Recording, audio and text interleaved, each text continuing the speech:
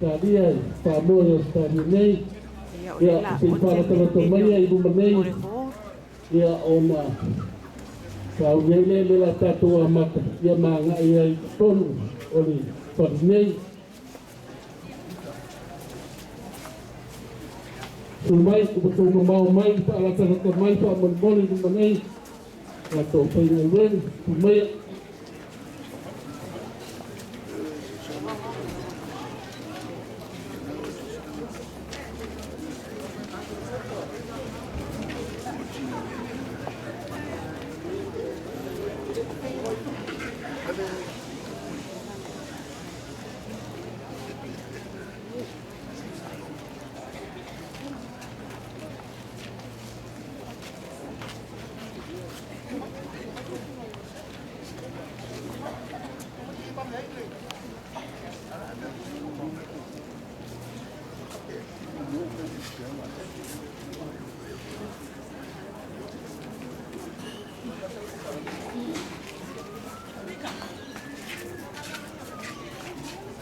yang susah nak sembahyang. Ya Allah, sembahyang dah saya nak berdoa. Kalau kita pada berdoa, sangat bermanfaat. Susah nak sembahyang berdoa. Kalau mau kelak, manfaat berdoa. Kalau sembahyang berdoa, baca berdoa.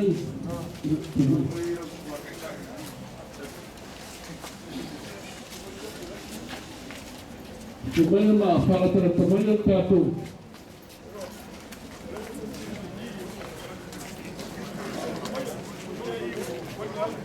Sebenarnya Taalolo, sebenarnya apa yang baik, sebenarnya apa ini.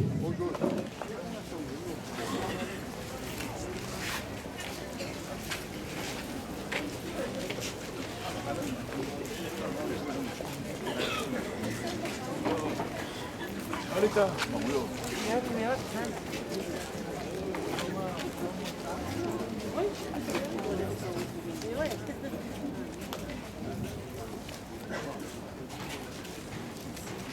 Ya, pada mana satu follow lapan pokkalambe pamanua tu eu foi ne pokkalambe. Ya, oh ya di mana tu de tahun de trato para solo.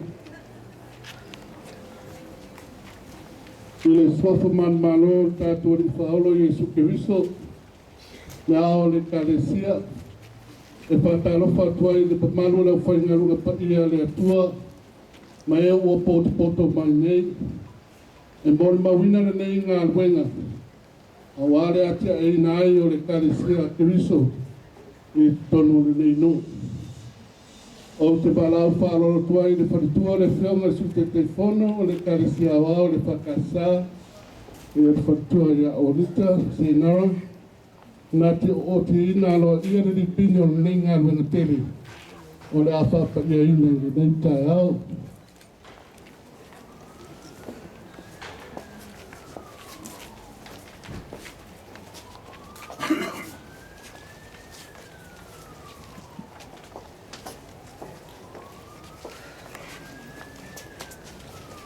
Mongo lavanga silivi inga ma fatai le tua le umfai ona fatanuina le fa moi taua moli le nganga fatai la sunga le fatenaina kilifi ma faitua ai mese pa ia o le kalesia nei nga luenga tele ma le matanga ofie ma lole nga lue ma lole tawivi ma lole onsai ia la fale tua ma Faapaia nei nga luenga moia ia fai le nei no nei maot sama no fuanga e tau tua ai ngā luenga le tua ai vi i ai lo na sua fai fa vau ia manu ia tele le nei aso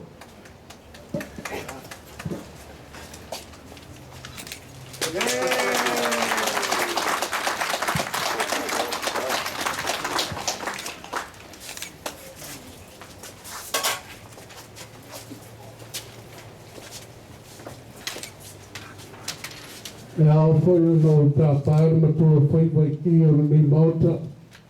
Pe a fai o sauri nei malta. Molo na Faapaia ina. Selain itu Faapaia tepat desa dengan mengawan.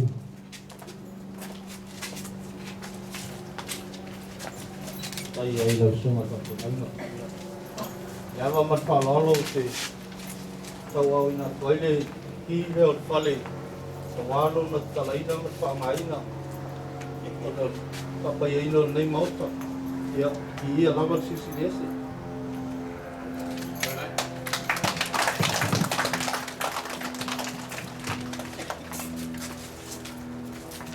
Ya veio no fatopá para no suyo de calicia olha o Rooty nei matou te bala o Faaulufalega foi lá o filme su te telefono de calicia e te sumaya ma Taalolo ia pai to nei mau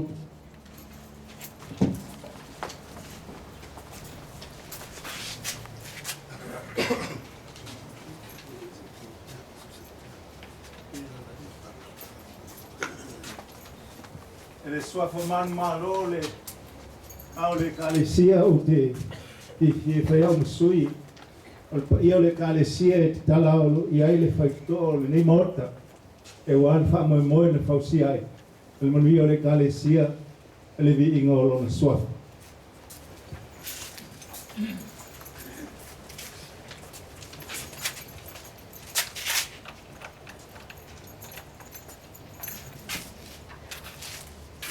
Patina.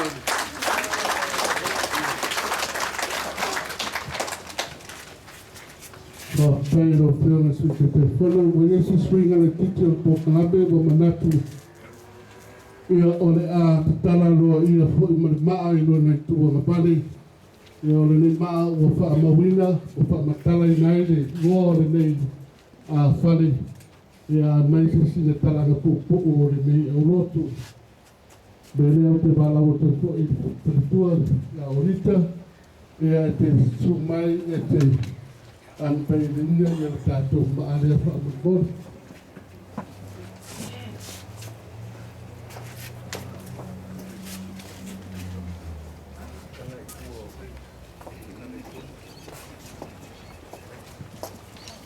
Ia haptai, ia ola ngona le te fie le tai au te le lava la ua ngali le tai au. Ia ai, pi ia le tua, ni nei maa uang, sao nia fo ia le, nei au lotu ma le whapea ngainga. Ia ai, se i o tātou silisila i ai.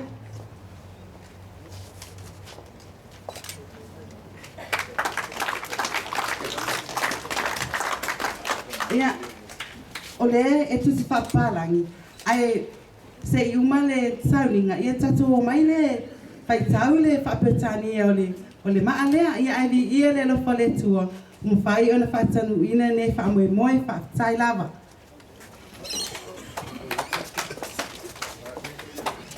Ia o te bala watu i te paia la whenga renga. Ia si te telefono o Taalolo ia le mauta nei, ia mese te mao le kalisia, i so si whakawhaitauranga, ia sa mo poto, ia urwhare maia, pala maia au, ia o le tātua ngai tonu, ia o na sa unga i lea mo le tātua inga, i rono whanga wa uma o na whasenga ina, ma whaaloa lau.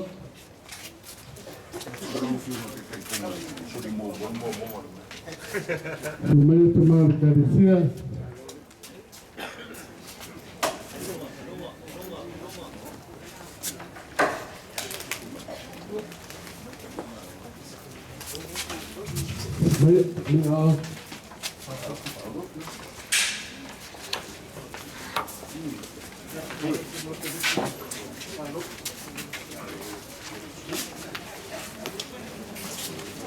mọi ổ dịch quốc luôn ạ.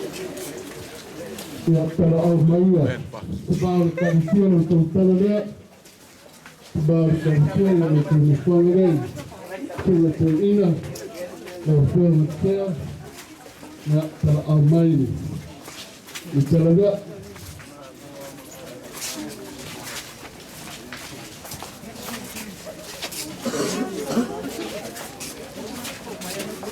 Ya para au maia, para orang pengajian untuk Taalolo. Sebab